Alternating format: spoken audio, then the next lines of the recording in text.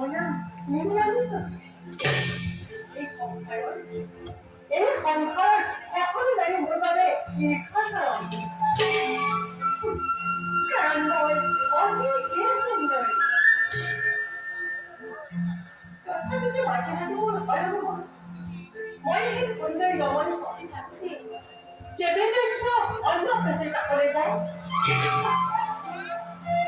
সকলে স্বামীর নাইলে হাতের মুঠে রাখিব লাগে হয়তো দেবেন্দ্র এই কথা না জানো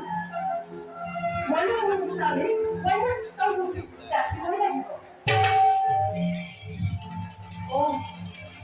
তেওঁ ৰাজসভাৰ পৰা আজি পাবৰ সময় তেওঁ ৰাজসভাৰ পৰা আহিব লাগে নিশ্চয় পৰীক্ষা মই তেওঁৰ বাবে অপেক্ষা কৰোঁ